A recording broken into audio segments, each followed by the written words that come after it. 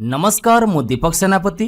आज शुणा गोटे पुरातन कहानी राजा पुओ आउ बाघ कथा।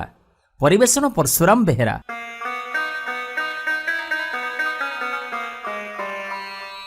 ये कहीं केते वर्ष पूर्वर कथा। सिंहल देश रे जने बहुत बड़ राजा थिले। से थिले बेस प्रतिपत्तिशाली आउ भारी प्रजावत्सल। हेले कौन हबो, बहुत दिन धरी राजांकर किछि पिलापिली हो नथिला। राजा सबुबले सेथिपाई मन दुखरे रहुथिले। पुओटीए पाइबा पाई रानी केते ठाकुरंकु पूजुथिले। जंगल को जाई ऋषि मानक आश्रम रे रही होम यज्ञ करी मास मास धरी राजा रानी बितौथिले। शेषरे जने ऋषिंग आशीर्वादरु तांकर गोटे पुओ हेला। पुओ को देखि राजा रानी बहुत खुशी हेले। बहुत स्नेह आदर देई राजकुमार को बढ़ेइले।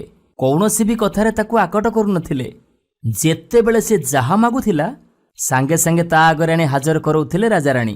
तेणु पिलाटी बेलू राजकुमारंक मन भितरे अहंकार भरी जाइथिला। से भारी उग्र आचरण करुथिले। अति गेल्हारे बढ़िथिबारु काहारी कथा मानिबाकू से नाराज। राजा पुओ बोली बेस अधिकार जमौथिले समस्तंक उपरे। प्रजामानंक सहित केबे भी से भल व्यवहार करंतिनी। धीरे धीरे राजा रानी अनुभव करुथिले जे राजकुमार खूब उद्धत हो जाइछंती। सेमाने भारी व्यस्त होउथिले पुओरे एभली आचरण पई। तेबे एते सब खराब गुण सत्ते राजकुमार थिले समस्त विद्यारे पारंगम।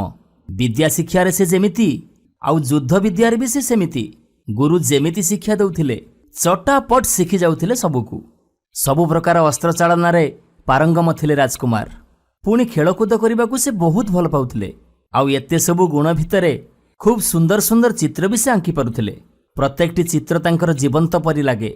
राजकुमारंकर गोटे बड़ शौक थिला, से भारी शिकार प्रिय।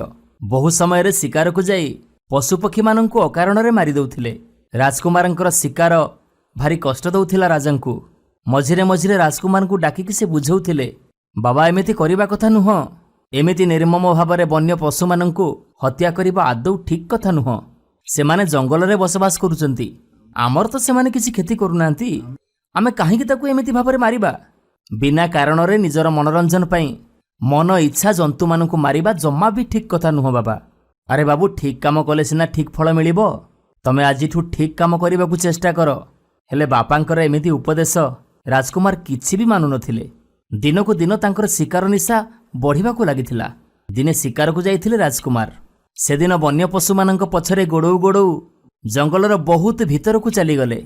जंगल जेतिकी जेतिकी घंच होउथिला सेतिकी सेतिकी अंधार हेई आसुथिला। भल भावरे देखा जाउ नथिले भी राजकुमारंकर शिकार निशा कमु नथिला। आउ ठीक सेतिकी बेले तांकु गोटे बाघर हेंटाळ सुभिला। चमकी पड़िले राजकुमार। भाबिले निश्चय बाघ एठी कोठी अछि, किंतु से मते आक्रमण करिबा पूर्वरु मु ताकु मारिदेले भल। सबु विद्यारे पारंगम राजकुमार शब्दभेदी बाणर मध्य थिले से पारंगम। तांकर ज्ञान को व्यवहार करी शब्दभेदी बाण मारी से बाघ को मारिदेले। किंतु से जेतेबेले बाण मारिथिबा बाघ को देखिबाकू गले सेतेबेले देखिले से बाघ नथिला। से थिला गोटे बाघ छुआ। मला बाघ छुआ पाखरे माँ बाघुणी बसी कांदुथिला मन दुखरे। सामान्य मन दुख होला राजकुमारंकर। आउ भाबिले, हाँ म ठीक अछि, मु तो शिकार प्रिय, एथिरे भाबिबार कोन अछि। एमिति भावरे राजकुमार प्रासाद को फेरिबाकू बाहरिला बेले बाघुणी कहिला, राजकुमार, बिना कारण रे बिना दोषरे मो छोटिया छुआटाकू तमे मारिदेल। ए कथा आदौ उचित हेलानी। मु तुमको अभिशाप दौची राजकुमार। गोटिए बाघ हब तमर मृत्युर कारण। तापरे राजकुमार उआस को फेरी आसिले। राजा जेतेबेले एसबु कथा जानिले से बहुत मन दुख कले। राजकुमार को बुझेई कहिले, बाबा तमे से बाघ छुआटाकू काहेकि मारिदेल। से निरीह बाघ छुआटी तमर तो किछि भी क्षति करनथिला। राजकुमार कहिले, मु शिकार प्रिय, शिकार कली, एथिरे कोन असुविधा अछि। किंतु माँ बाघुणी देइथिबो अभिशापर कथा से भूली जाइछंती। किछि दिन परे राजकुमारंकर मने पड़िला सेई कथा। आउ से कथा भी से राजांकु कहिथिले। पुणी कहिथिले, हाँ म से बाघुणी गोटा कोन अभिशाप दबो। से पुणी मते कहिछि गोटे बाघ मते खाइजिबो। ए सब मनगढ़ा कथा। पुअर कथा शुणी राजा चमकी पड़िले। आ बहुत मन दुख कले। आउ कहिले, बाघुणी जेतेबेले ए कथा कहिछि, ए कथा को तमे एते हालुका भावरे उड़ेई दियो ना। तमे आउ शिकार को जाओनी। मते भारी भय लागुछि। बाघुणी ए कथा कहिछि माने केतेबेले कोन घटी पारे। बाबा, मते तमे कथा दियो। जीवंत बाघ तो आदौ नुह। आजि ठारू तमे बाघर चित्र भी देखिबोनी। प्रथमे प्रथमे राजांग कथा शुणु नथिले राजकुमार, किंतु धीरे धीरे ରାଜକୁମାର ସ୍ୱପ୍ନ ଦେଖିବାକୁ ଆରମ୍ଭ କଲେ ଯେ ତାକୁ ବାଘ ଆସି ଖାଇଯାଉଛି। ଭୀଷଣ ଭାବରେ ଡରିବାକୁ ଲାଗିଲେ। ଛୋଟ ଛୋଟ କଥାରେ ଡରିଲେ, ଚମକିଲେ। ଏସବୁ କଥା ଦେଖି ରାଜପ୍ରାସାଦ ଭିତରେ ଯୋଉଠି ଯୋଉଠି ସବୁ ବାଘ ଛାଲ ଲାଗିଥିଲା, ବାଘର ଚିତ୍ର ଆଉ ମୁଖା ସବୁ ଲାଗିଥିଲା, ସେସବୁକୁ ରାଜା ବାହାର କରିଦେଲେ। ସାରା ନଗରରେ ପ୍ରଚାର କରାଯାଇଥିଲା ଯେ କେହି ବି ବାଘ ଶିକାର କରିପାରିବେନି, ବାଘର କୌଣସି ଚିହ୍ନବର୍ଣ୍ଣ ବି ରହିବନି, ଆଉ ନହେଲେ ମୃତ୍ୟୁଦଣ୍ଡ ଦିଆଯିବ। ତେବେ ବି ରାଜମହଲକୁ ବହୁତ କଡ଼ାକଡ଼ି ସୁରକ୍ଷା ଭିତରେ ରଖିଲେ ରାଜା। ରାଜାଙ୍କର ଆଦେଶ ଥିଲା କୌଣସି ଜନ୍ତୁଜୁନ୍ତା ପଶୁପକ୍ଷୀ ଯେମିତି ରାଜନଗର ଆଖପାଖକୁ ନ ଆସନ୍ତି। ରାଜନଗର ଭିତରୁ ଆଦୌ ବାହାରକୁ ବାହାରୁ ନଥିଲେ ରାଜକୁମାର। କିଛି ଦିନ ପରେ ରାଜକୁମାରଙ୍କର ବିବାହ କରିଦେଇଥିଲେ ରାଜା। ବହୁ ଆଡମ୍ବର ସହକାରେ ବିବାହ ହେଇଥିଲେ ମଧ୍ୟ ସବୁକିଛି ହେଇଥିଲା ସେ ରାଜମହଲ ଭିତରେ। ବାହାଘରର କିଛି ଦିନ ପରେ ଦିନେ ରାଜକୁମାର ତାଙ୍କର ପତ୍ନୀଙ୍କ ସହ ନଅର ଭିତର ବଗିଚାରେ ବସି କଥା ହେଉଥିଲେ। କଥା ହଉ ହଉ ଯୁବରାଣୀ କହିଥିଲେ, ଏ ଜୀବନରେ ମୋର ବହୁତ ବଡ଼ ଅଫସୋସ ରହିଗଲା। କ'ଣ ସେ ଅଫସୋସ? ପଚାରିଲେ ରାଜକୁମାର। ରାଜକୁମାରୀ ହେଇ ମଧ୍ୟ ମୁଁ କେବେ ବାଘ ଦେଖିନି। ମୋ ବାପା କେବେ ବାଘ ଶିକାର କରନ୍ତିନି। ବାଘର ଛାଲ କି ବାଘର ଚିତ୍ର ବି ଆମ ପ୍ରାସାଦ ଭିତରେ ନାହିଁ। ଆଉ ଏଠି ଆସି ଦେଖୁଛି ଏଠି ବି ସେଇ ବ୍ୟବସ୍ଥା। ଏ ଜନ୍ମରେ ମୁଁ କେବେ ଆଉ ବାଘ ଦେଖିପାରିବିନି। ଚୁପ୍ ହେଇ ବସିଥିଲେ ରାଜକୁମାର। ଯୁବରାଣୀ ପୁଣି କହିଲେ, ହଁ ତମେ ତ ନିଶ୍ଚୟ ବାଘ ଦେଖିଥିବ। ମୁଁ ଶୁଣିଛି ତମେ ଭାରି ଶିକାର ପ୍ରିୟ। ରାଜକୁମାର କହିଲେ, ହଁ ମୁଁ ବାଘ ଦେଖିଛି ଯେ, କିନ୍ତୁ ମୁଁ ଦୁଃଖିତ ତମକୁ ସତ ବାଘ କେବେ ଦେଖେଇ ପାରିବିନି। ବାପାଙ୍କ ଆଦେଶ, ମୁଁ କେବେ ଜଙ୍ଗଲକୁ ଯାଇପାରିବିନି କି ତମକୁ ସତ ବାଘ ଦେଖେଇ ପାରିବିନି। ହଁ, ବାଘ ଦେଖିବାକୁ କେମିତିକା ମୁଁ ତମକୁ ସୁନ୍ଦର ଭାବରେ ବର୍ଣ୍ଣନା କରି କହିପାରିବି। ତାପରେ ବାଘ କେମିତିକା ଦେଖିବାକୁ ଧୀରେ ଧୀରେ ବର୍ଣ୍ଣନା କରିବାକୁ ଲାଗିଲେ ରାଜକୁମାର। ବାଘ ବିଷୟରେ ଏତେ ସୁନ୍ଦର ବର୍ଣ୍ଣନା ଶୁଣି ରାଜକୁମାରୀ କହିଲେ, ବାଘ ବିଷୟରେ ଏତେ ସୁନ୍ଦର ବର୍ଣ୍ଣନା ଶୁଣି ବାଘ କେମିତିକା ଦେଖିବାକୁ ମୋର ଭାରି ଇଚ୍ଛା ହେଉଛି। ହେଲେ ଇଚ୍ଛା ଥିଲେ କ'ଣ ହବ? ମନ ଦୁଃଖ କରି କହିଲେ ରାଜକୁମାରୀ। ମନ ଦୁଃଖ କରନି। ଯଦି ବାଘ ଦେଖିବାକୁ ଏତେ ମନ ହେଉଛି, ତେବେ ମୁଁ ତମ ପାଇଁ ବାଘର ଚିତ୍ରଟି ଆଙ୍କି ଦେଉଛି। ହଁ, ତମେ ଜାଣି ରଖ, ବହୁତ ସୁନ୍ଦର ଚିତ୍ର ଆଙ୍କିପାରେ ମୁଁ। ହସି ହସି କହିଲେ ରାଜକୁମାର। ଆଉ ସାଙ୍ଗେ ସାଙ୍ଗେ ବାଘର ଚିତ୍ରଟି ଆଙ୍କି ଦେଇଥିଲେ। ସେଇ ବାଘ ଛବିକୁ ଦେଖି ରାଜକୁମାରୀ ଖୁସି ହେଇ କହିଲେ, ଆରେ ବାଃ, ଏତେ ଜୀବନ୍ତ ହେଇଛି ଏ ବାଘର ଚିତ୍ର। ଦେଖିଲେ ଲାଗୁଛି ଯେମିତି ଏ ବାହାରି ଆସି ଛିଡ଼ା ହେଇଯିବ ଆମ ଆଗରେ। ରାଜକୁମାର କହିଲେ, ହଁ ଚିତ୍ରଟି ଜୀବନ୍ତ, କିନ୍ତୁ ଏହା ଚିତ୍ର। ଇଏ ସତ ବାଘ ନୁହଁ ଯେ ବାହାରି ଆସି ଛିଡ଼ା ହେଇଯିବ। ତାପରେ ରାଜକୁମାରୀ କହିଲେ, ଜାଣିଛ, ମୁଁ ଗୋଟେ ଏମିତି ମନ୍ତ୍ର ଜାଣିଛି, ଇଏ ଛବିଟା ସାଙ୍ଗେ ସାଙ୍ଗେ ଗୋଟେ ଜୀବନ୍ତ ବାଘ ହେଇଯିବ। ରାଜକୁମାର ଆଶ୍ଚର୍ଯ୍ୟ ହେଇ କହିଲେ, ଆରେ ଏମିତି କେମିତି ହବ? ଏ ଚିତ୍ରଟା କେମିତି ଜୀବନ୍ତ ହେଇଯିବ? ଆଶ୍ଚର୍ଯ୍ୟ ହେଇ ଚାହିଁ ରହିଲେ ରାଜକୁମାର। ସେ କିଛି କହିବା ପୂର୍ବରୁ ରାଜକୁମାରୀ ମନ୍ତ୍ରଟିକୁ ମନେ ମନେ ପଢ଼ି ସାରିଥିଲେ। କ୍ଷଣିକରେ ଜୀବନ୍ୟାସ ପାଇଥିଲା ଚିତ୍ରଟି। ଚିତ୍ର ବାଘଟି ପାଲଟି ଯାଇଥିଲା ସତ ବାଘରେ, ଆଉ ସାଙ୍ଗେ ସାଙ୍ଗେ କୁଦି ପଡ଼ିଥିଲା ରାଜକୁମାରଙ୍କ ଉପରକୁ। ଆଉ ତାପରେ ରାଜକୁମାରଙ୍କୁ ମାରି ଟାଣି ଟାଣି ନେଇଯାଇଥିଲା ଜଙ୍ଗଲ ଭିତରକୁ। ନମସ୍କାର, ମୁଁ ପ୍ରଦୀପ ମଲ୍ଲିକ। ଆଜି ଶୁଣିବା ପଶ୍ଚିମ ଓଡ଼ିଶାର ଏକ ଲୋକକଥା, ଗିଧନ ମାଇଁ କଥା। ପରିବେଷଣ ପରଶୁରାମ ବେହେରା। ଆଗେ ଅସୁରଗଡ଼ରେ ଜଣେ ବଡ଼ ସାଧବ ରହୁଥାନ୍ତି। ତାଙ୍କର 7 ପୁଅରେ 7 ବୋହୂ। ସେ 7 ବୋହୂ ପୁଣି ଆଉ ଗୋଟିଏ ସାଧବର 7 ଝିଅ। 7 ପୁଅଙ୍କର ଯେମିତି ମନ ମିଳେ, 7 ଭଉଣୀଙ୍କର ମଧ୍ୟ ସେମିତି ମନ ମିଳେ। ତେଣୁ ସାଧବ ଘରେ ସୁଖ ଶାନ୍ତିର ଅଭାବ ନଥାଏ।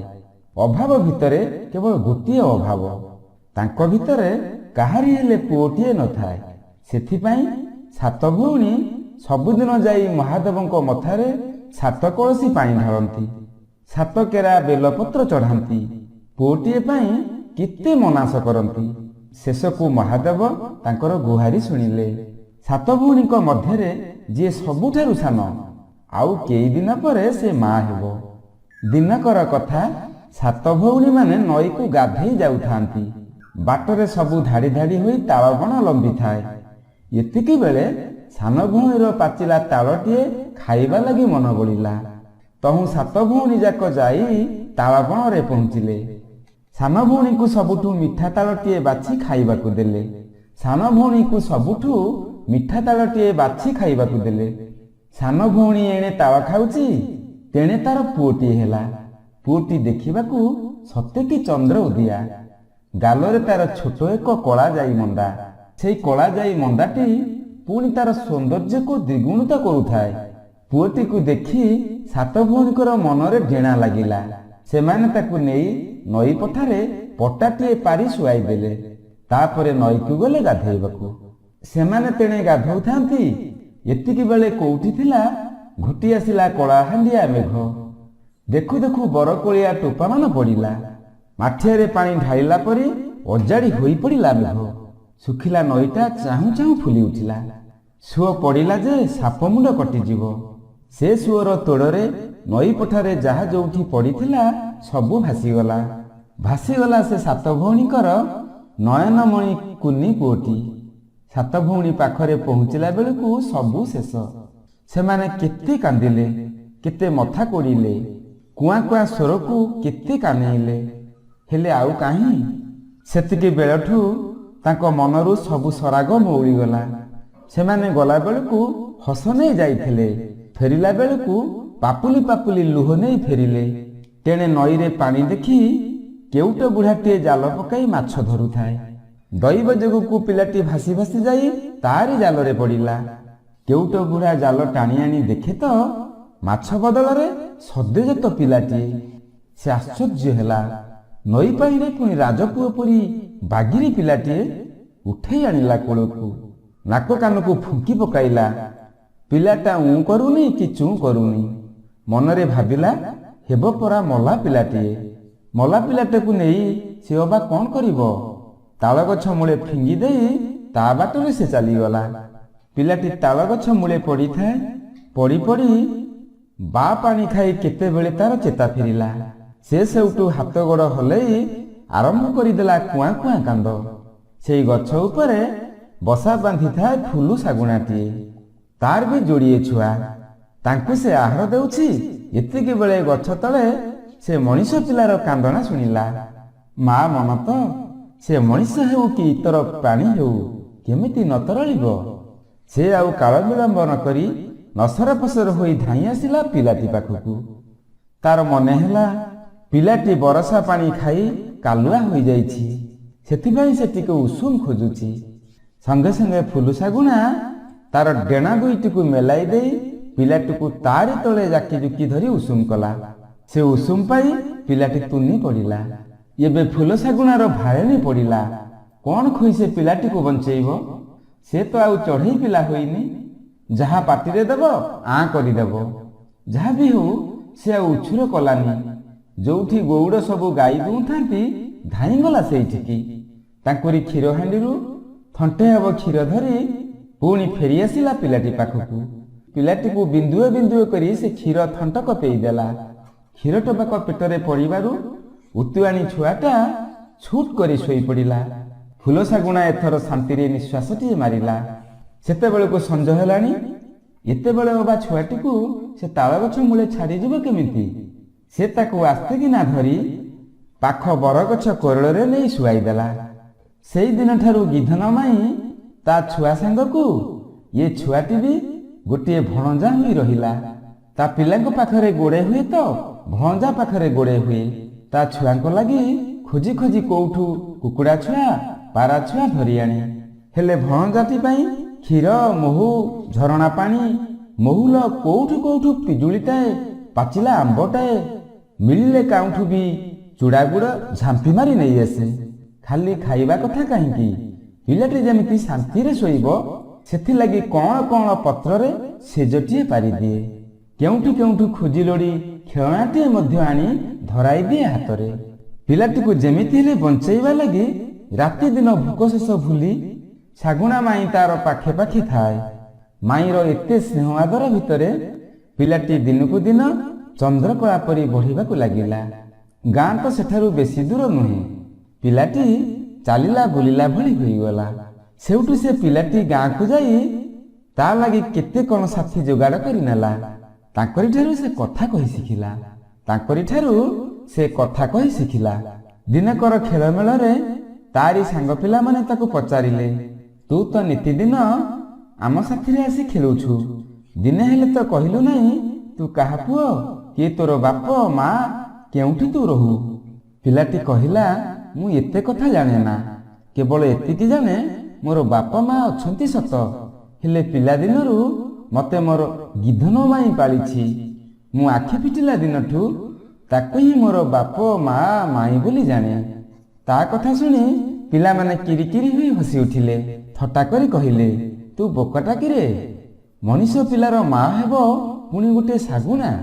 ଯଦି ଏକଥା ତୁ କହୁଛୁ, କାଲି ଯା ସବୁ କଥା ତୋ ଗିଧନ ମାଇଁଠୁ ବୁଝିକି ଆସିବୁ। ସେଦିନ ଘରକୁ ଫେରି ପିଲାଟି ଆଉ ଗିଧନ ମାଇଁକୁ କଥା କହିଲା ନାହିଁ। କେବଳ ମୁହଁ ଶୁଖାଇ ବସି କାନ୍ଦିଲା। ତାର ସେ ରୁଷା ଦେଖି ଶାଗୁଣ ମାଇଁର ମନଟା ବଡ଼ ଡହଳ ବିକଳ ହେଲା। ସେ ପାଖକୁ ଆସି ରାଣ ନିୟମ ଦେଇ ପଚାରିଲା, ଧନରେ ଆଜି ତୋର କ'ଣ ହେଇଛି? ଦିନେ ହେଲେ ତ ତୁ ଏମିତି ମୁହଁ ଶୁଖାଇ ବସି କାନ୍ଦୁନା। କହ ଧନ, କ'ଣ ହେଇଛି କହ? ହଜିଥିଲେ ଖୋଜିଦେବି, ଭାଙ୍ଗିଥିଲେ ଗଢ଼ିଦେବି। ତୋ ଲାଗି ମରିବାକୁ ମଧ୍ୟ ମୁଁ ପ୍ରସ୍ତୁତ ଅଛି। ଗିଧନ ମାଇଁଠୁ ସେ ଭରସା ପାଇ ପିଲାଟି କହିଲା, ତୁ ମୋତେ ସତ କହ, ମୋର ବାପା ମା କିଏ? ମୁଁ ତାଙ୍କ ପାଖକୁ ଯିବି। ଏଥିମଧ୍ୟରେ ଫୁଲ ଶାଗୁଣା, ଗଛଲତା, ନଈନାଳ, ବର୍ଷା ସମସ୍ତଙ୍କୁ ଗୋଟି ଗୋଟି କରି ପଚାରି ସେ ପିଲାଟିର ବାପା ମା କିଏ ବୋଲି ବୁଝିଥାଏ। ସେ କହିଲା, ଓ ଏଇଥିପାଇଁ ଏତେ ରୁଷା। ଶୁଣ, ତୁ ତ ଯାଇତାଇ ଲୋକର ପୁଅ ନୁହଁ। ଏଇ ଦୂରରେ ଯୋଉ ଅସୁର ଗଡ଼ ଦିଶୁଛି, ସେଇ ଗଡ଼ ହେଉଛି ତୁମ ଉଆଁସ। ତୁ ହେଉଛୁ ସାଧବର ପୁଅ। ମୁଁ ସାଧବର ପୁଅ ହୋଇ ଏଠିକି କେମିତି ଆସିଲି? ପଚାରିଲା ପିଲାଟି। ସେଉଠୁ ଶାଗୁଣା ମାଇଁ ଯୋଉ ଯୋଉ କଥା ସବୁ ସଂଗ୍ରହ କରିଥିଲା, ଭଣଜାକୁ ବସେଇ ଗୋଟି ଗୋଟି କରି ସବୁ ଶୁଣାଇଲା। ଗିଧନ ମାଇଁଠୁ ସବୁ କଥା ଶୁଣି ପିଲାଟିର ମନ ଉଚ୍ଛନ୍ନ ହେଲା ବାପା ମାଙ୍କୁ ଦେଖିବା ଲାଗି। ଏଣେ ଗିଧନ ମାଇଁକୁ ଛାଡ଼ିଯିବା ଲାଗି ମଧ୍ୟ ତାର ସତ ବଳୁନଥାଏ। ଭଣଜାର ହାବଭାବ ଦେଖି ଗିଧନ ମାଇଁ କହିଲା, କୂଳ ଛାଡ଼ିଲେ କି କରେ ନାହା, ନା କୂଳ ଛାଡ଼ିଲେ କି କରେ ମା। ତୁ ଯଦି ଘରକୁ ଯିବାକୁ ଇଚ୍ଛା କରୁଛୁ, ଯା, ହେଲେ ଏ ମାଇଁ କଥା ଭୁଲି ଯିବୁନି। ହେଲେ ଏ ମାଇଁ କଥା ଭୁଲି ଯିବୁନି। ତମ ଉଆସର କୋଉ କଥା ଏବେ ଅପୂର୍ବ ଯେ? ଦେହରେ ଧୂଳି ଟିକିଏ ଲାଗିଲେ ଯୋଉଠି ତାକୁ ପୋଛିଦେବା ଲାଗି 100 ଦାସୀ ପୋଇଲି ଛୁଟି ଆସିବେ।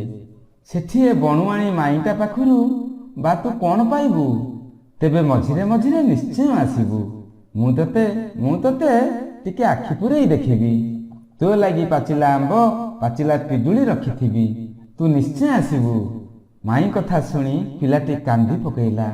କହିଲା, ଆସିବି ମାଇଁ, ନିଶ୍ଚୟ ଆସିବି। ଏଥର ପିଲାଟି ମାଇଁ ତା ବିଷୟରେ ଯୋଉ ସବୁ କଥା କହିଲା, ତାକୁ ଗୀତରେ ବୋଲି ବୋଲି ସାଧବ ଉଆସ ଆଡ଼େ ଚାଲିଲା। 7 ଭଉଣୀ ଗଲେ ତାଳ ଖାଇ, ତାଳ ଗଛ ମୂଳେ ଜନମ ମୁଇଁ। ଏକାଳେ ହେଲା ଯେ ନଈରେ ବଢ଼ି, ଭାସି ଭାସି ମୁଇଁ ଗଲି ଯେ ବୁଡ଼ି। ଭଲେ ଥିଲା କେଉଟ ବାପୁରା, ମାଛ ମାଛ ବୋଲି ଜାଲ ପାତିଲା। ମଲା ପିଲା ବୋଲି ମତେ ଫିଙ୍ଗିଲା। ଭଲେ ଥିଲେ ମୋର ଗିଧନ ମାଇଁ, ତା ପୁଅକୁ ଆଣି ଦିଏ କୁକୁଡ଼ା। ମାଇଁ ମତେ ଆଣି ଦିଏ ଗୁଡ଼ ଚୁଡ଼ା। ଗିଧନ ତୁଲେ ଜାତ ଯେ, ମୋର ମାକେ ମୁଇଁ ଡଗରେଇ ବୁଲେ ଦିନ ରାତ ଯେ। ଗାଁ ଦାଣ୍ଡରେ ଇମିତି ଗୀତ ଗାଇ ଗାଇ ଗଲାବେଳେ ଯିଏ ସେ ଗୀତ ଶୁଣୁଥାଏ, ପିଲାଟିର ଦୁଃଖରେ ସେ କାନ୍ଦି ପକାଉଥାଏ। ତେଣେ ସାଧବ ଉଆସରେ ପିଲାଟିକୁ ହରେଇଲା ଦିନଠାରୁ କାହାରି ମନରେ ଆଉ ସୁଖ ନଥାଏ। ଜହ୍ନମାମୁଁ ତ ଲୁଚି ଯାଇଛି, ଘରକୁ ହସେଇବ କିଏ? କୂଳର ଦୀପ ତ ଲିଭି ଯାଇଛି, ଦୁଃଖ ଅନ୍ଧାରକୁ ତଡ଼ିଦେବ କିଏ? ପିଲାଟିଏ ନଥିଲେ ଏତେ ଧନ ଦରବ ଥାଇ ଲାଭ କ'ଣ? ଦିନ ରାତି କାହାରି ଆଖି ଆଉ ସୁଖ ନଥାଏ। ଏତିକି ବେଳେ ସେଦିନ ପିଲାଟିର ଗୀତ ଶୁଣି 7 ଭଉଣୀ ଯାକ ବାହାରି ଆସିଲେ ପଦାକୁ। ଆହା, ରାଜା ପୁଅ ପରି ଦିଶୁଛି। କାହାର ଏ ପିଲାଟି? ଯାହାର ଏ ପିଲା ହୋଇଥିବ, କେଡ଼େ ନିଷ୍ଠୁର ମ ତା ଛାତି। କେମିତି ୟାକୁ ଛାଡ଼ି ସେ ରହିଛି? ଏତିକି ବେଳେ ପିଲାଟି ଗାଇଲା, 7 ଭଉଣୀ ଗଲେ ତାଳ ଖାଇ, ତାଳ ଗଛ ତଳେ ଜନମ ମୁଇଁ। ତାର ସେ କଥା ଶୁଣି 7 ଭଉଣୀ ଯାକ ଆଉ ଟିକିଏ ଟିକିଏ ପାଖକୁ ଦୌଡ଼ି ଆସିଲେ। ଭଲ କରି ଚାହିଁଲେ ତା ମୁହଁକୁ। ହଠାତ୍ ସାନ ଭଉଣୀ ଚମକି ପଡ଼ିଲା। ଇଏ ତ ଡାହାଣ ଗାଲରେ ସେ କଳା ଯେ ଚିହ୍ନଟା ଏବେ ବି ସେମିତି ରହିଛି। ଇଏ ତ ତାଙ୍କର ହଜିଲା ମାଣିକ, ଖୋଜିଲା ନିଧି। ସେ ତହୁଁ ଦୌଡ଼ି ଯାଇ ପିଲାଟିକୁ ଭିଡ଼ି ଧରିଲା ଛାତିରେ। ଆଉ କାହାରିକୁ ଜାଣିବାକୁ ବାକି ରହିଲା ନାହିଁ ଯେ ଏଇ ହେଉଛି ତାଙ୍କର ପୁଅ। ହଜିଲା ପୁଅକୁ ଫେରି ପାଇ ତହୁଁ ସାଧବ ଉଆସରେ କେତେ ଉତ୍ସବ ଲାଗିଲା। ଚାରିଆଡ଼େ ଯେମିତି ହସ ଖୁସିର ଛୁଅ ଛୁଟିଲା। ହେଲେ ତେଣେ ଗିଧନ ମାଇଁ ଚାହିଁଛି ତା ଟିକି ଭଣଜାକୁ। କହି ଯାଇଥିଲା କୋଉଦିନ ଫେରିବ। ଥଣ୍ଟରେ ତାର ଗୋଟିଏ ପାଚିଲା ଆମ୍ବ, ଆଖିରେ ଧାର ଧାର ଲୁହ। ସେ ଲୁହ କ'ଣ ସରିବନି? କେବେ ଫେରିବ ତାର ହଜିଲା ମାଣିକ? ଅନେଇ ରହିଛି, ଅନେଇ ବସିଛି।